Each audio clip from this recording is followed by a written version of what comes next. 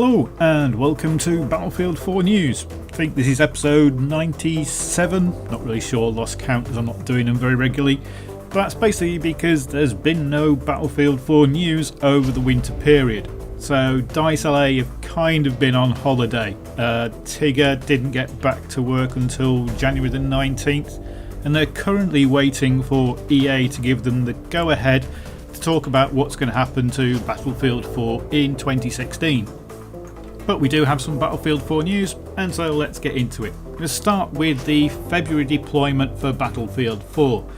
So these are the small events and community missions that are put out into Battlefield 4 every month. And we're starting with the Friday Night Battlefield. So this is a continuation of what Dan Sheridan used to do, but it's now more informal. It does get tweeted out on the EA feed. Basically they tell you what server to go to and you can go and play Battlefield 4 against some of the Battlefield 4 developers and moderators.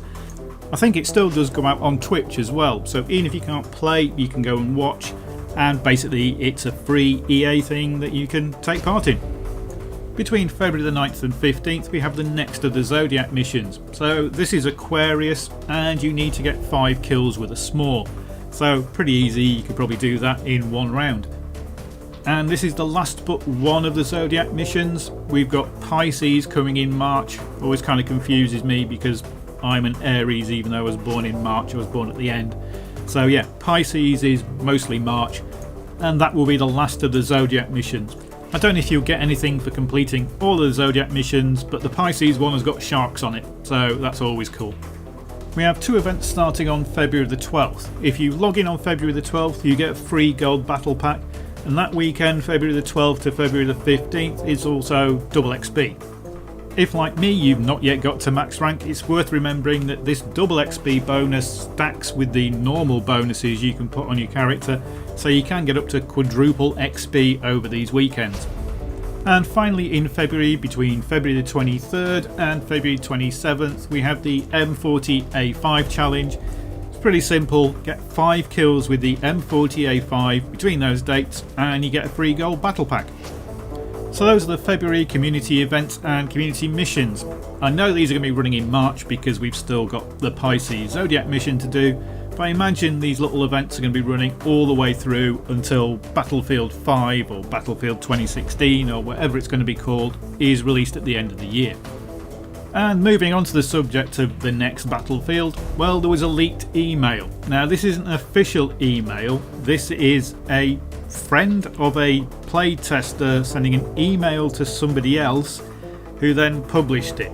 So apparently this is a playtester who in summer of 2015 playtested Battlefield 5 and it was Battlefield 2143, but it wasn't a full future Battlefield according to what this playtester said. So it did have Titan Assault game mode in it, it did have hover tanks and mechs, but there were no jet boots, there were no jetpacks, it was just standard soldiers, it started ATVs in it. There were apparently 6 classes, not 4, although they could only play 1 class, the other 5 were blacked out. It had Levolution, but it had much better Levolution, so there was a tower in it you could destroy, but instead of just falling in one direction you could change the direction it fell depending on how you destroyed it. It also had random weather effects and random lighting, so it could change the time of day on a map. And it had a larger player count, so there's 80 players and 120 players discussed in the email. Now this email has been kicking around for a couple of weeks, but I haven't covered it because it's a rumour. I was waiting to see if it was either disavowed or if it was confirmed, but nothing has been said about this email. The best thing you can say about it is that it's a rumour.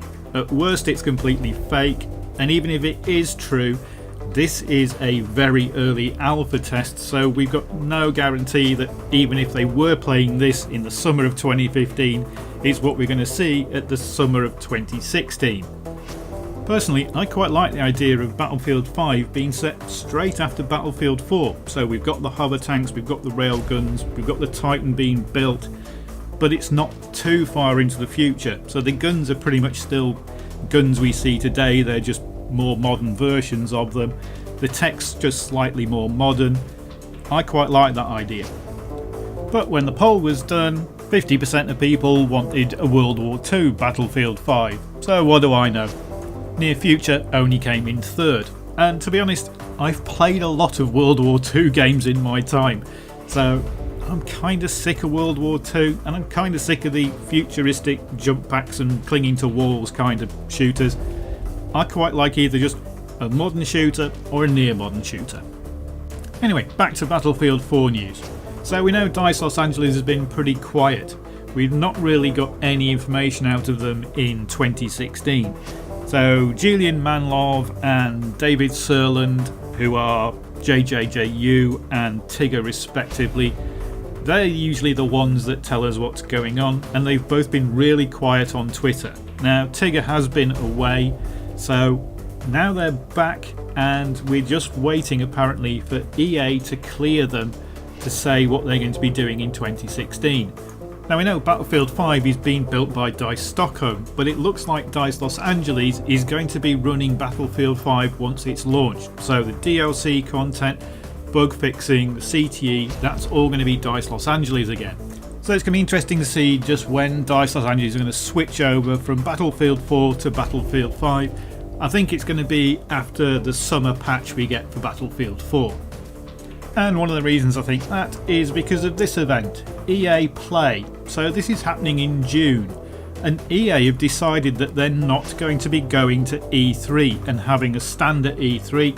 They're going to be running their own event. There's going to be an event in LA from the 12th of June to the 14th of June, and there's going to be an event in London on the 12th of June.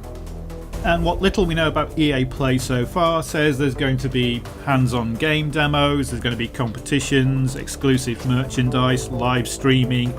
There'll no doubt be a bunch of YouTubers there as well.